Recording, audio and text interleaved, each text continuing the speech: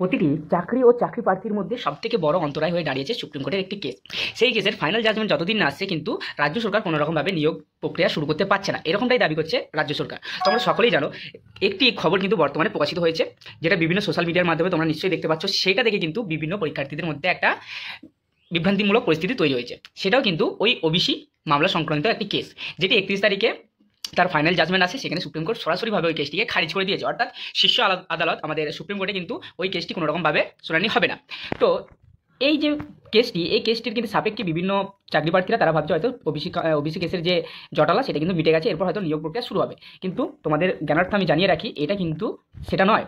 অর্থাৎ সুপ্রিম কোর্টে কিন্তু ওবিসি সংক্রান্ত দুটো মামলা ছিল, একটা অমর কুমার দাস ভার্সেস রাজ্য সরকার এবং আরেকটি ছিল অমরিচন্দ্র ঘোষ ভার্সেস রাজ্য সরকার। ঠিক আছে, 31 তারিখে যে কেসটি হিয়ারিং হয়েছে সেটি কিন্তু সম্পূর্ণ একটি আলাদা কেস ওবিসি সংক্রান্ত, যেটা হচ্ছে অমরিচন্দ্র ঘোষ ভার্সেস স্টেট অর্থাৎ রাজ্য। সেই কেসে শুনানি হয়েছে 31 তারিখে এবং সেখানে সুপ্রিম কোর্ট পুরোপুরি কেসটাকে খারিজ করেছে।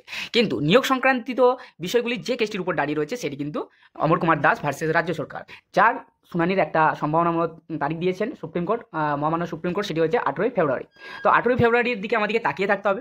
18ই ফেব্রুয়ারির দিকে 18ই ফেব্রুয়ারির পর আমরা বিষয়গুলো বুঝতে পারবো যে নিয়োগ পরিস্থিতিটা কোথায় রয়েছে, রাজ্য সরকার কীভাবে নিয়োগ প্রক্রিয়াটা শুরু করবে। ঠিক আছে, তো তোমাদের প্রত্যেক চাকরি প্রার্থীকে বলবো তোমরা ধৈর্য রাখো, 18 তারিখে পর্যন্ত তোমরা দেখো, হ্যাঁ, এবং তারপর তোমরা কিন্তু পুরো বিষয়টাকে পরিষ্কার হবে।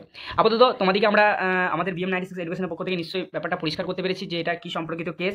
হ্যাঁ, তো তোমাদের মধ্যে যে একটা বিভ্রান্তিকর পরিস্থিতি তৈরি হয়েছে সেটা কিছুটা হলেও আমরা কম করতে পেরেছি। যদি ভিডিওটা ইনফরমেটিভ বলে মনে হয় তাহলে অবশ্যই আমাদের ইউটিউব চ্যানেলকে সাবস্ক্রাইব, লাইক এবং আমাদের পাশে থাকবে। নমস্কার, দেখা হচ্ছে পরের ভিডিওতে।